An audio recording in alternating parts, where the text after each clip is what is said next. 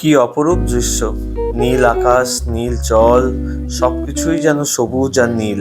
আর এই সুন্দর দৃশ্যটা আমরা আমাদের পোর্ট ব্লেয়ারের হোটেল থেকে সরাসরি পাচ্ছি। এটা আমাদের ব্যালকনি, এবং ব্যালকনির ওপারেই এই সমুদ্র এবং ছোট ছোট পাহাড়, তার উপরে নীল আকাশ। চলুন আমাদের এই হোটেলটা আপনাদের দেখানো যাক। এটা আমাদের ডাইনিং স্পেস, এখানেই বসে খাওয়া দাওয়া করতে হয়। এবং আমাদের এই রুমটা বেশ বড় ছিল, এবং ওয়াশরুমটাও বেশ বড় ছিল। আমরা আজকে ল্যান্ড করেছিলাম 7:30টার সময়, এবং তাই জন্য পুরো দিনটাই আমাদের হাতে ছিল। তো আমরা গাড়িতে করে বেরিয়ে পড়লাম রস আইল্যান্ডের দিকে, রস আইল্যান্ডটা এক্সপ্লোর করবো বলে। ওয়েদার ফাটাফাটি ছিল। হ্যাঁ, সানস্ক্রিন কিন্তু খুব ইম্পর্টেন্ট, কারণ রোদ বিশাল ছিল। আমরা রস আইল্যান্ডের দিকে যাব বলে বেরিয়ে পড়লাম, এবং রস আইল্যান্ডের জন্য আমাদের 370 টাকা করে পার হেড টিকিট কাটতে হবে। এবং এই বোটে করে আমরা রস আইল্যান্ড যাব, এবং সেই বোটেই আমরা রস আইল্যান্ড থেকে ফিরে আসব। এইটা হচ্ছে আমাদের জেটি, যেখান থেকে বোট ছাড়বে। আকাশটা দেখেছেন কি সুন্দর লাগছে, যেন কেউ রং তুলে দিয়ে এই আকাশটাকে স্কেচ করে দিয়েছে। যেমন আকাশ, সেরকমই জল। জল পুরো সবুজ, কোনো কোনো জায়গায় আবার হালকা নীল, আর মাছগুলো ক্রিস্টাল ক্লিয়ার দেখা যাচ্ছে। এক গুচ্ছ গুচ্ছ মাছ ভেসে চলেছে, এবং তার নিচে ক্রিস্টাল ক্লিয়ার কোরালস।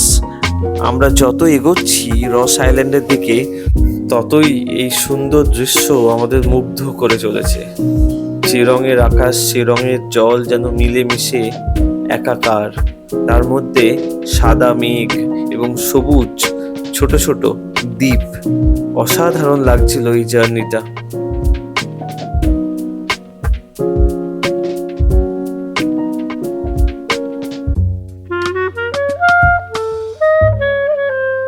আমরা রস আইল্যান্ডে গিয়ে একটা ইলেকট্রিক গাড়ি করে নিই। রস আইল্যান্ডটা অনেকটাই বড় জায়গা, হেঁটেও ঘোরা যায়, এবং আপনারা ইলেকট্রিক গাড়ি করেও ঘুরতে পারেন, যার দাম 90 টাকা করে পার হেড নেয়।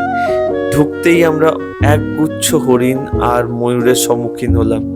তারপরে আস্তে আস্তে সেই ইলেকট্রিক মোটর কারের ড্রাইভার আমাদের চারিদিকের দৃশ্যটা বর্ণনা করতে করতে এগিয়ে চলল।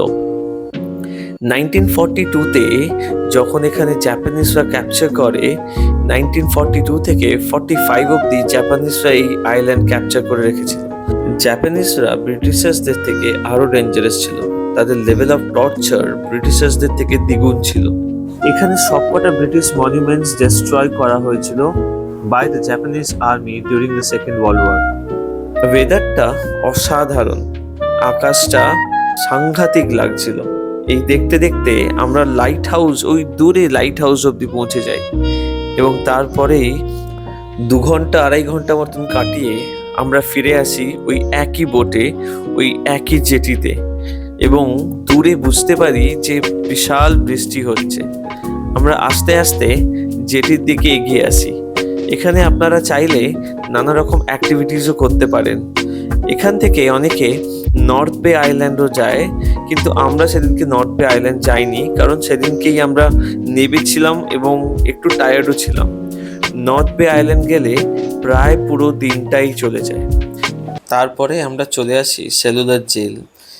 এটা কিন্তু মাস্ট। এখানে আমরা একটার পর একটা ঐতিহাসিক ঘটনার সাক্ষী হতে থাকলাম। সেলুলার জেলে ঢুকেই প্রথমে আমরা এই মিউজিয়ামটা পেলাম। এই মিউজিয়ামে যত সব স্বাধীনতা সংগ্রামী এখানে নির্বাসিত হয়েছিলেন, তাদের নাম এবং সব রকম ডিটেলস এখানে মেনশন করা আছে। সবচেয়ে অবাক লাগার বিষয়, সবচেয়ে বেশি স্বাধীনতা সংগ্রামীর নাম যেগুলো আমরা দেখলাম, তারা সবাই বাঙালি। একদিকে যেমন গর্ববোধ হচ্ছিল, আর একদিকে দুঃখও লাগছিল। তারপরে যাদের নাম পাই তারা পাঞ্জাবি। পরিমল ঘোষ, প্রশান্ত কুমার সেনগুপ্ত, শৈলেশ চন্দ্র, ধীরেন্দ্র চন্দ্র চক্রবর্তী, সবাই এখানে, মানে 90% লোক বাংলার লোক।